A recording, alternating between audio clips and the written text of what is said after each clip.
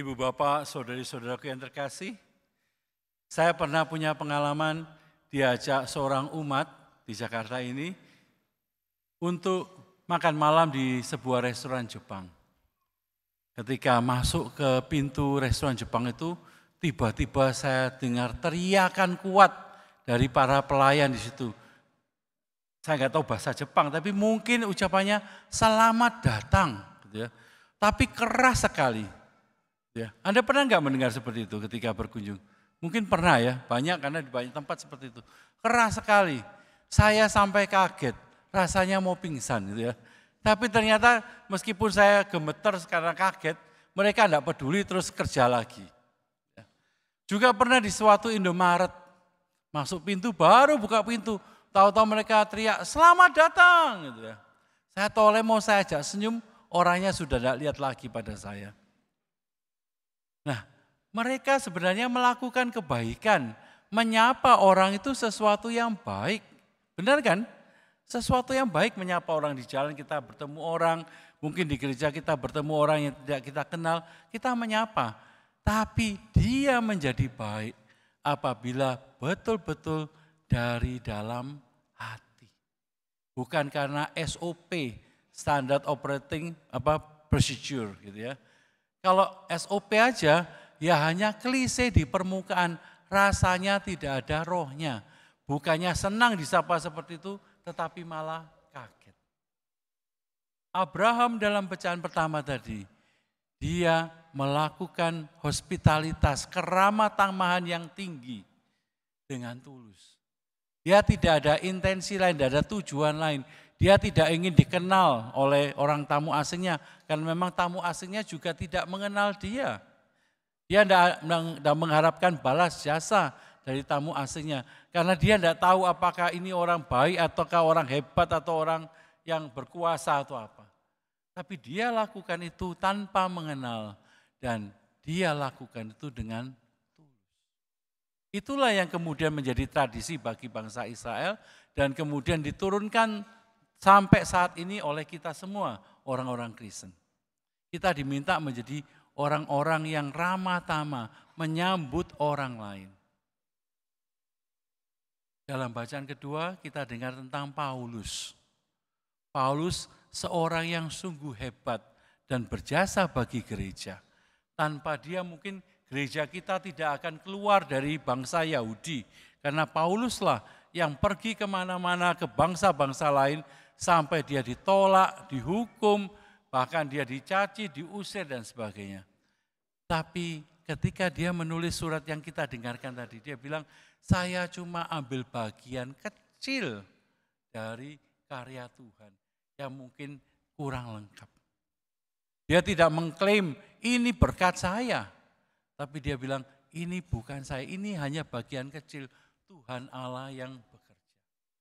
Orang yang sungguh-sungguh tulus tidak akan menunjukkan dirinya. Dia akan bekerja di dalam senyap, dalam keheningan, di belakang layar. Karena tujuan utamanya bukanlah popularitas, bukanlah keterkenalan, tetapi karena digerakkan oleh ketulusan cinta. Memang pekerjaan itu seringkali menggoda kita. Entah kita ingin dapat popularitas atau karena memang kita ingin digerakkan dari dalam hati untuk melakukan perbuatan yang baik itu. Maria diam di dekat kaki Yesus, mendengarkan Yesus, menatap Yesus. Sebenarnya yang dia lakukan adalah menyerap pengalaman dicintai oleh Yesus. Dan nanti pengalaman itu yang kemudian menggerakkan dia untuk melayani yang lain. Orang yang telah berjumpa dengan Yesus tidak mungkin tidak diubah. Pasti dia diubah untuk menjadi orang yang hidup bukan bagi dirinya sendiri lagi, tetapi bagi banyak orang. Marta terjebak dalam karya tadi.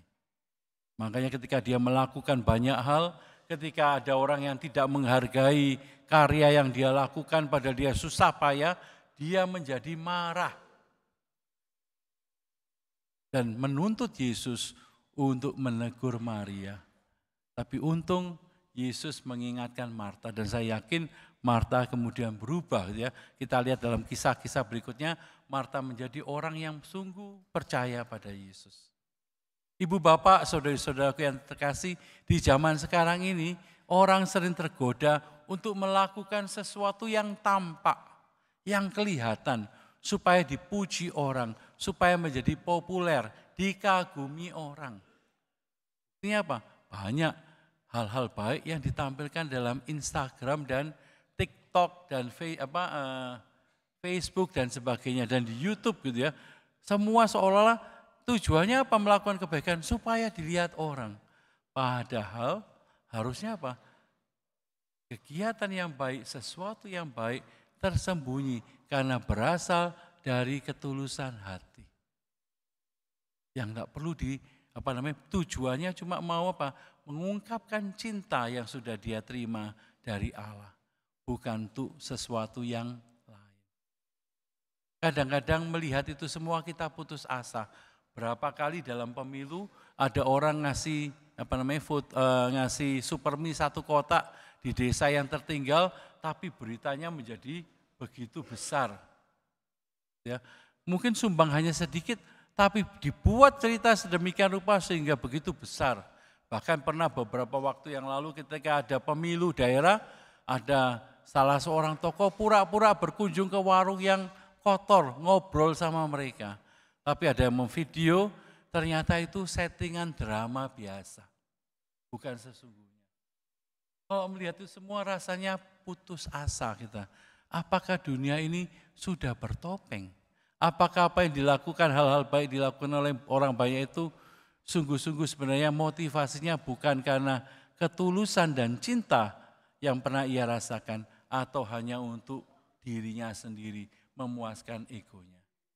Saya renungkan itu beberapa hari ini, dan saya temukan ternyata meskipun ada banyak orang melakukan hal baik demi egonya sendiri, tapi masih ada lebih banyak orang, jauh lebih banyak orang yang melakukan sesuatu karena cinta. Bagaimana Maria? Saya tidak punya banyak pengalaman, tapi saya punya pengalaman dengan para frater. Ini ada frater-frater kami. Kami di Indonesia ini mempunyai 250 orang frater. Sebagian belajar di Malang, sebagian belajar di Maumere, di Flores sana. Selama 3 tahun ini kami harus menghidupi 250 frater.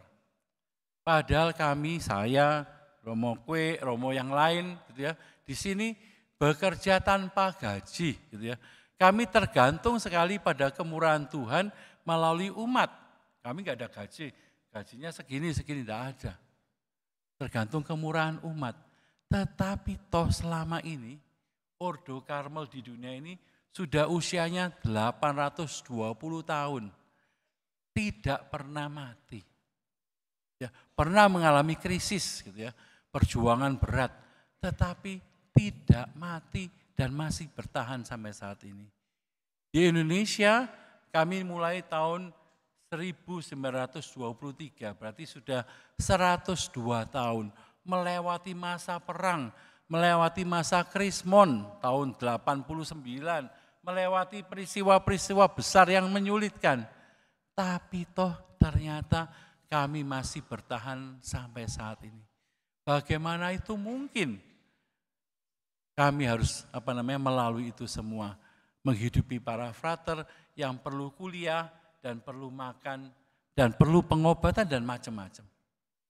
Ternyata Tuhan menggerakkan orang-orang yang bersedia untuk bekerja, untuk berkorban bagi kami secara tersembunyi.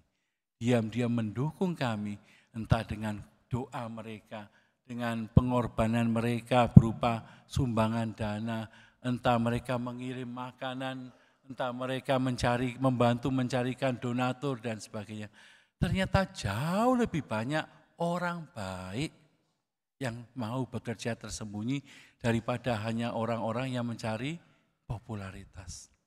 Dan saya yakin Anda adalah sebagian di antara mereka yang mau bekerja tersembunyi itu. 2 tahun yang lalu kami meluncurkan program namanya Carmelite. Itu dari kata Carmel dan light. Light-nya artinya cahaya. Ya. Kami mengandaikan bahwa para frater ini adalah cahaya yang harus menerangi dunia. Kalau tidak ada imam ya yang memimpin ekaristi dan sebagainya, mungkin dunia ini akan gelap. Nah, para frater ini adalah terang-terang yang harus menerangi dunia. Dan di balik mereka ternyata ada Anda sekalian yang menjadi lilin-lilin kecil yang mendukung mereka. Nah, program Carmelite ini sudah berjalan 2 tahun dengan baik. Jadi membantu kami untuk membiayai para frater dalam hal pendidikan, dalam hal konsumsi, dalam hal pengobatan, transportasi dan sebagainya. Kami sungguh bersyukur atas itu semua, atas bantuan Anda semuanya. Dan tentu karena gereja masih harus berkembang dan harus melalui zaman, entah sampai kapan sekehendak Tuhan.